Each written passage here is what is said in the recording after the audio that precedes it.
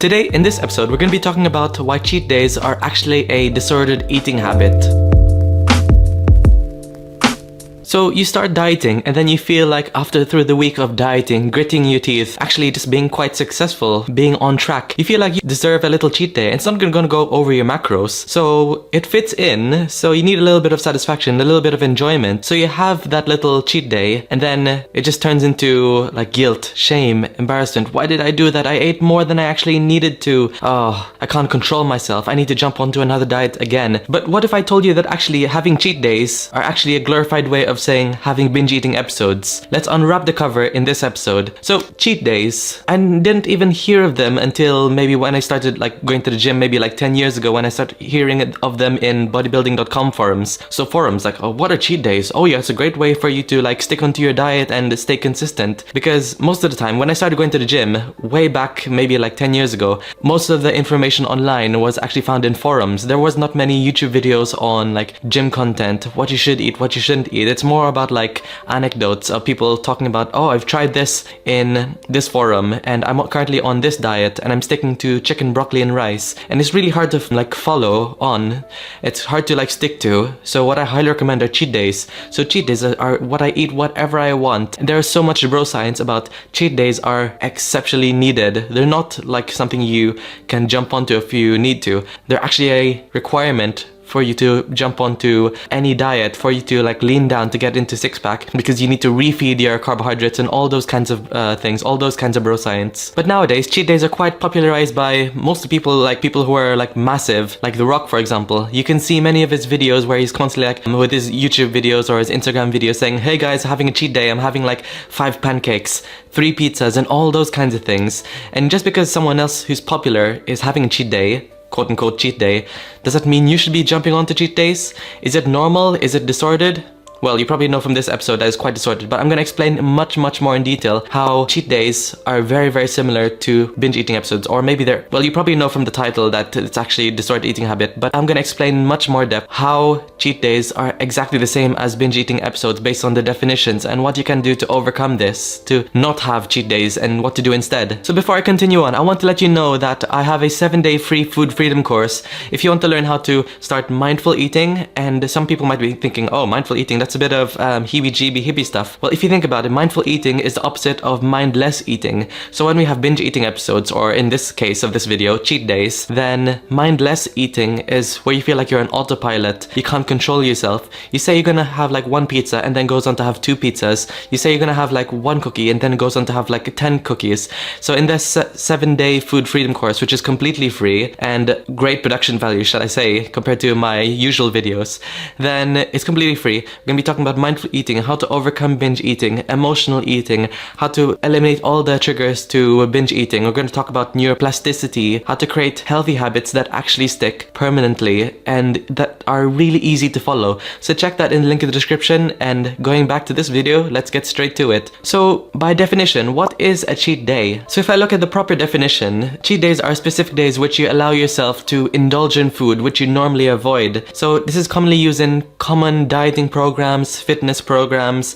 They fit in there to help with adherence. But there's a problem here, and the main problem here is that there's a reward system when you're following a strict diet. So this mindset of, oh, I deserve this. Oh, I have been struggling, so I need to have a reward. This idea of if then, if I only do this, if I struggle, if I torture myself, then I can have the reward, which doesn't seem like something you'd normally have in a long-term goal. They say the journey is the most important thing, not the destination. How can you stick to the journey? I know it's very cliche, but it's actually true. How can you stick to the journey if you're constantly in this flux of, okay, I'll struggle, then I'll have my reward, struggle, have my reward, struggle, have my reward.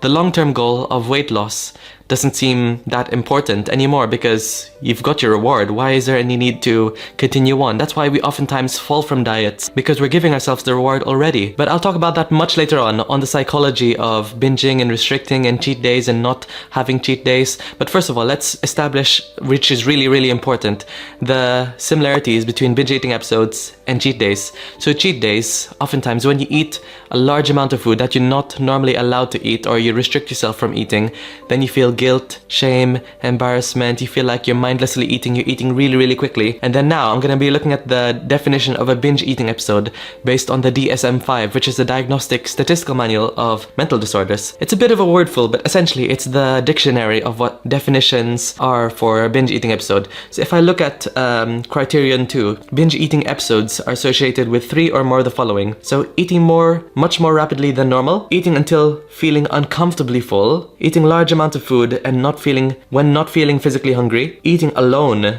because of being embarrassed by how much one is eating, and feeling disgusted with oneself, depressed, or very guilty after overeating. So it's technically not a binge eating episode if you have control. So if you're having a cheat day and you can control yourself, then technically it's not a binge eating episode because you're eating mindfully, you're not mindlessly eating, you're not feeling like you're being possessed if you eat one cookie and then you feel like, oh, what's happened? You're like in the bed with lots of cookies on your stomach and you're just like almost passed out because you've had a binge eating episode. But most of the time when you have a cheat day, it's very, very easy to go out of control. You overeat until you feel full, until you feel guilty, until you feel sick, and then you have extreme regret. That's the same exactly as a definition as a binge eating episode. So you might be thinking, okay, Jonathan, but these are just definitions. Definitions don't really mean anything as long as I lose weight, right? Well, actually, the important thing why I'm raising awareness of why you should be aware that this could be a binge eating episode is because this could easily lead into binge eating disorder, or you might be having binge eating disorder already. So binge eating disorder is the most common eating disorder in the world. So even if you combine anorexia and bulimia together, it still won't match up to the people who are struggling with binge eating disorder. But nobody wants to actually talk about it because, well, willpower, you need to like grit your teeth to stick to this diet. If you don't, then you're not hustling hard enough. That's what everyone says. Well, that's why binge eating disorder is not really raised awareness for, because most of the time people don't really think it's a disorder. They think it's up to themselves. If they constantly fall into cheat days, if they constantly fall into binge eating episodes, not stick to the diet, it's something wrong with the program, or it's something wrong with you. It can't be like a difficult cycle to go through, and it's definitely not my fault. That's something we never think about. So it's actually, when you struggle with binge eating, it's never your fault because it's a survivalistic response. Your body is sensing famine. So that's why you feel like you're mindlessly eating. You feel like you're taken over because your brain's fight or flight mode is taking over. The only thing it thinks about right now is survival. It's not really thinking about, okay, I'm gonna stick to this diet again and again and again. Our survivalistic mode takes over. So that's why you feel like you can't control yourself. You feel like you're possessed. You feel like you eat one cookie and then your brain is like, oh, food, we need to survive. We need to stock up as much as possible. So you eat like the whole cookie, search everything in your cupboards because it's life or death. Your brain doesn't think that there's gonna be a tomorrow, so it just eats everything. Are you having this mindset of like feast or famine, diet and binge? So I want you to think right now, are you giving your body all the perfect conditions to think there's a feast? So I want you to think right now, currently as you're dieting, are you giving your body all the perfect conditions to think that there's a famine going on? Because our stomachs and survivalistically our brains, they can't see what's going on. They can't see all the canned food in your cupboards, you can't see all the food in the freezers, all the cookies.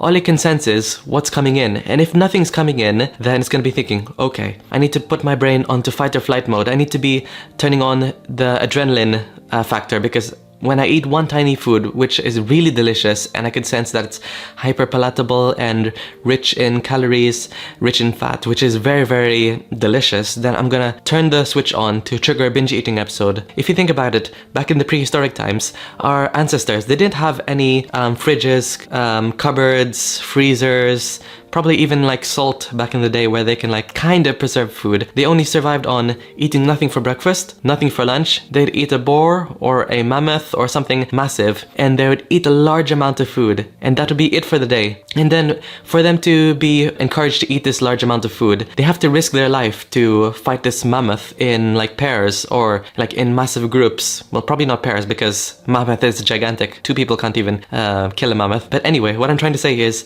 like they had to be fueled fueled by adrenaline. They had to be fueled by the fight or flight mode. So when you have a binge eating episode or a cheat day, then you're in fight or flight mode. You're being taken over. You can't control yourself. It's not to do with willpower. It's not to do with yourself, because when our brain is on fight or flight mode, willpower goes out of the window. It's the last thing it wants to think about. So now let's talk about why it's really important to understand the binge restrict cycle, or if you want to call it the cheat day and restrict cycle. So for purposes of this video, I'm just going to be calling it a binge restrict cycle. So the binge restrict cycle goes like this. So you binge eat, you feel guilty, jump onto a restrictive diet, then that triggers another binge eating episode. So you're constantly binging, restricting, and it goes into a terrible cycle, because the longer you're in the cycle of binging and restricting, your self-esteem is going lower, and also what we found from the research is people's weight tends to go higher. So you might be thinking, okay, if I had a binge eating episode, I'm gonna just stop eating. That's gonna make sense, so I can undo those calories. But actually the opposite happens. So sure, you could be skipping the meals to save calories, but your body is gonna be sensing that it needs to upregulate its hunger hormones. It needs to upregulate ghrelin because it sensed deprivation after a long period of time. So it's gonna compensate by trying to put yourself at a surplus. You're not gonna feel full until you eaten more calories, until you're eaten in a surplus.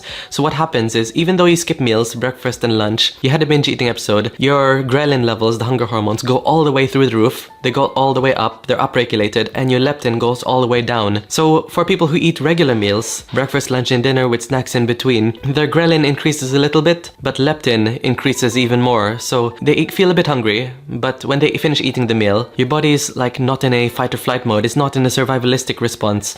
So leptin increases because it's constantly feeling full. There's no reason for it to feel like it's in a fight or flight mode because it senses lots of food coming in. Remember how we talked about your stomach and your gut, basically your whole gut, shall I say, can't see the food in front of you, can't see the canned food, can't see the frozen food, can't see the food in the fridge, the ready meals and all those kinds of things. It can only sense what's coming in, and if it senses adequate food coming in regularly, then it's gonna have no reason to binge eat. So if you want to learn more about what mainly triggers binge eating episodes, you can check this video out over here. But in a nutshell, the three main things that prime your body to start a binge eating episode: physical restriction, which is depriving yourself of calories. If you're under eating calories, then you're gonna basically tell your body, there's no food, please, let's eat, we need more calories, Another bit of physical restriction is if you're skipping meals and having an inconsistent meal pattern. So remember how I said, like, your gut only senses adequate nutrition based on quantity and how frequent the meals are coming in. So quantity, so if it's not having enough calories, then it's gonna trigger a binge eating episode. How frequent they're coming in, if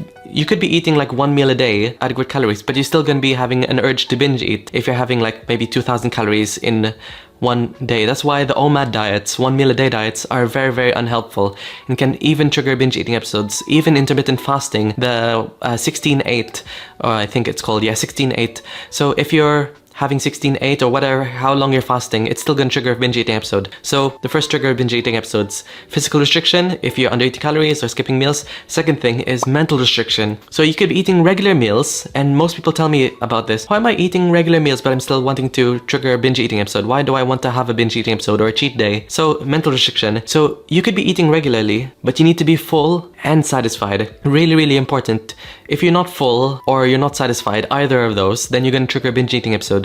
So how can you be satisfied? Well, it's quite straightforward. You should enjoy what you're eating. So I could be eating like chicken, broccoli, and rice, which is a typical bro diet. Well, actually, let's make it even more intense for me. I really, really hate this. Chicken, boiled chicken, plain broccoli, and quinoa. I really, really hate that meal. And I would probably have a binge eating episode really, really immediately, really, really quickly, really, really soon. So I could stick to that, and I could be full, I could volume eat, and I'd really, really hate that. But if I swapped to something I really enjoy, so I could have like, let's say honey garlic chicken with egg fried rice and steamed broccoli, chop suey, a really, really Asian dish, which I really, really enjoy. It's delicious. It almost feels like I'm having a Chinese takeaway, and it's nutritious and balanced: protein, fats, carbs, and fiber. Then I could stick to that. I'm being full and satisfied. Let's talk about chocolate now. So we could be talking about being full and satisfied, but what about chocolates? What about cakes and donuts and brownies? So they should be part of your diet, unless you really don't like them. If you crave them and you think about them every day, they should be part of your diet. And you might be thinking, Jonathan, but mental restriction, if I have a tiny bit of that, then I'm gonna start a binge eating episode. So try this. Remember, you need to be full and satisfied. Eat regular meals, protein, fats, carbs, and fiber frequently, and try to avoid under eating depleting calories severely. So if you're worried about you're going to be triggering a binge eating episode after eating some chocolates, then try to introduce chocolate as a dessert. So what happens when you introduce it as a dessert is that, or any junk food, most people would call them junk foods, quote unquote junk foods, after dessert, as a dessert shall I say, is that you're removing all the triggers to all the conditions for a binge eating episode. So if you eat a main nutritious meal like a lunch, breakfast, if you have a main lunch, which is protein, fats, carbs and fiber, you're going to be comfortably full, and then you're just going to be eating that chocolate bar as a dessert. So you're going to be eating it for satisfaction. You're not eating it because of fullness and satisfaction. You're going to only be eating it for satisfaction. So if you were to have that chocolate bar after a main meal, like, oh, I'm quite comfortably full, I'm gonna have a little bit, and you're only going to have a little bit of it, and then you're gonna be satisfied. And you might be thinking, okay, that's good, but what if I have a binge eating episode? What if I eat a little bit more? And the truth is, you might have a binge eating episode, you might eat a little bit more than you normally do, but what you're trying to do here is you're trying to tell your body this is the feeling of being full and satisfied, and your binge eating episodes are going to massively reduce if you stick to this, if you don't try to go backwards and you don't try to jump onto a restrictive diet. Remember, we talked about this binge restrict cycle, so you need to eat regular meals to be full and satisfied. And the final trigger to binge eating episodes is the all or nothing mindset. So this goes perfectly with cheat days. So the all or nothing mindset looks like this. So you stick onto a diet Monday, Tuesday, Wednesday, Thursday, Friday, and then Saturday, it's time for my cheat day. I've been good, I've been following my diet perfectly, time to have a cheat day. And then you tell yourself, okay, why am I eating too many cookies? I need to stop. Oh, I ruined my diet. That's it. I'm going to start all over again on Monday. Basically, you're just having this last supper syndrome where you tell yourself, okay, I'm only going to have this one time and then I'm going to start my diet next time. Another sign you could be having the all or nothing mindset is, well, you could be calling foods good and bad. So that's a thing. If you call foods good and bad, that's an all or nothing mindset. So chocolates, bad. Broccoli and quinoa, you're good. You might be calling not foods good and bad. You might be calling them angelic, sinful, dirty, clean, many other things that add morality to food. When you add morality to food, that's essentially slowly triggering a binge eating episode. It's putting the conditions to trigger a binge eating episode, because what happens is when you add morality to food, then your self-worth is connected to that food. So if you eat something bad like chocolates, oh, I ate a bad food, if I call it bad and I think it's bad, I ate that food, it's bad, then I'm gonna eat the chocolate, then you attribute it to yourself, like, oh, I'm so bad, I'm such a piggy, oh, I have no self-worth, I don't deserve this, I don't deserve anything, I just need to binge eat because my emotions are so low that I need something to pick me up. So having this mindset of good and bad foods can drop your self-worth, and we know that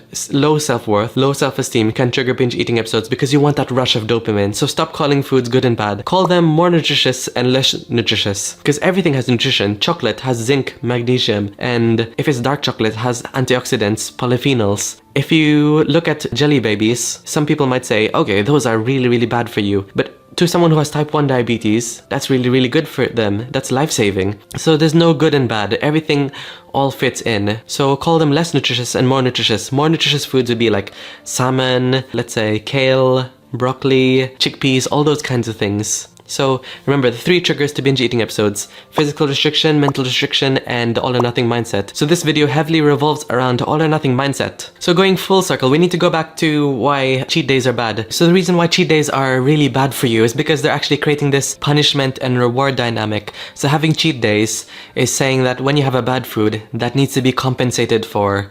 And having this mindset of compensating is actually basically a bulimic tendency. It's part of bulimia. So I'm not saying you have bulimia, which is the eating disorder, but like having this mindset, this habit of, I need to compensate for this. I had a bad food here, then I need to like undereat. I need to make up for this in calories. I need to go exercise this off. This can lead into a whirlwind of, oh, I need to purge myself. I need to make myself vomit. I need to get rid of this. I need to take these laxatives.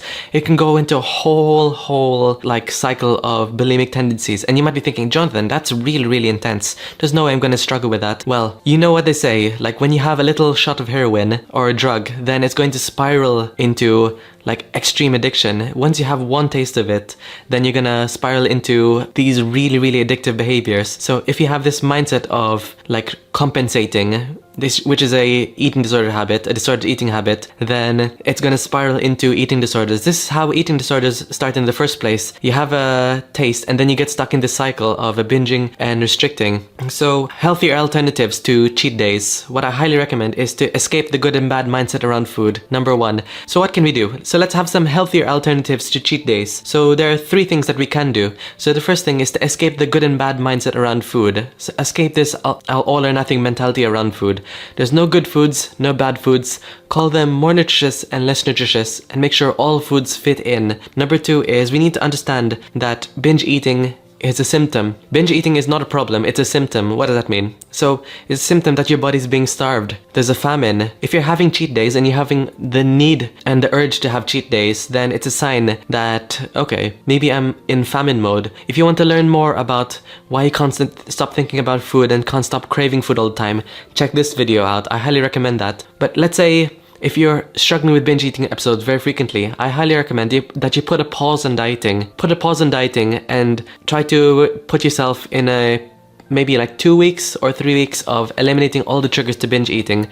Physical restriction, mental restriction, and all or nothing mindset. AKA, put dieting on hold, eat in maintenance. If you're not struggling with binge eating at the moment and you're just starting onto this exploring these cheat days, I highly recommend that you stop cheat days. And if you want to be in a deficit, be in a calorie deficit of 500 calories max. Anything more than that can likely trigger survivalistic mindset or binge eating episodes. If you remember that being on 500 calorie deficit for a long period of time can also trigger a survivalistic mindset based on how much percentage weight loss you lose as well. So your body eventually is going to turn into the survivalistic mindset soon if you continue weight loss for a long period of time. So let me know in the comments if you want me to make more videos on like sustainable weight loss, because I'm making lots of videos on binge eating recovery, but when people recover from binge eating, they want to lose weight sustainably for maybe health reasons or for self-love reasons, all those kinds of things. And I'm happy to make those videos out, but let me know if you want me to make a whole series on sustainable weight loss that won't trigger binge eating and help you reach your goals. Approved from a dietitian, shall I say. Number 3 alternative to cheat days is just simply to try to implement mindful eating. And it's not like a replacement for cheat days, but if you can try to implement mindful eating to all of your meals, to every single day, because when we're mindlessly eating, when we're eating chocolates, when we're eating basically literally anything, we can mindlessly eat. We cannot suck out that enjoyment that we're trying to get out of that food.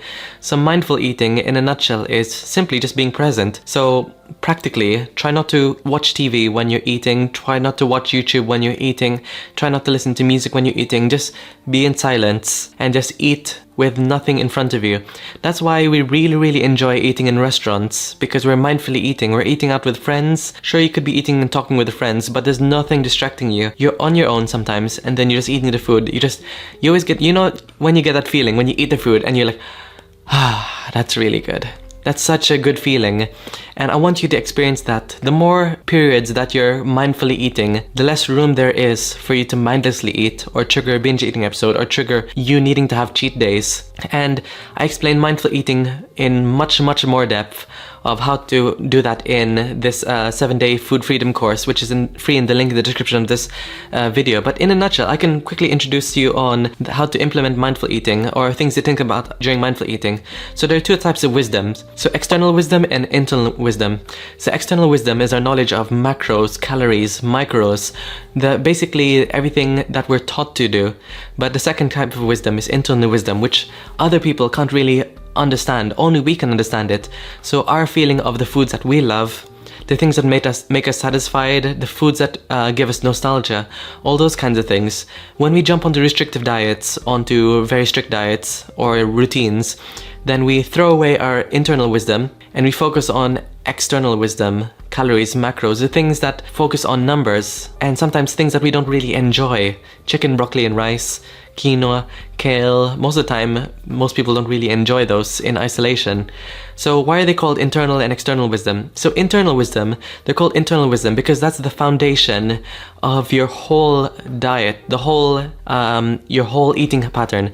So if you focus on this as much as possible, then you're not going to binge eat. You're gonna really implement mindful eating effortlessly. So if you think about it as a cake, so the base of the cake is internal wisdom. So the base of the cake is the foundation of the cake. It's not as delicious, but you can still eat the cake even though it's quite like fluffy. But if you implement internal wisdom and external wisdom is a frosting. So if you have knowledge of your ability to understand and include the foods that you love, the foods which are nostalgic, the foods which give you lots of joy, and you're able to recognize your hunger and fullness cues, and which is the base of the cake, and the external wisdom, and you also have knowledge of calories, macros, micros, what's nutritious for you and what's less nutritious, then that's the perfect synergy for the perfect diet. So whether it's a weight loss diet, maintenance diet, or a weight restoration diet or weight gain diet. So that's essentially how you can start mindfully eating. Try to focus, first of all, prioritize internal wisdom, and then try to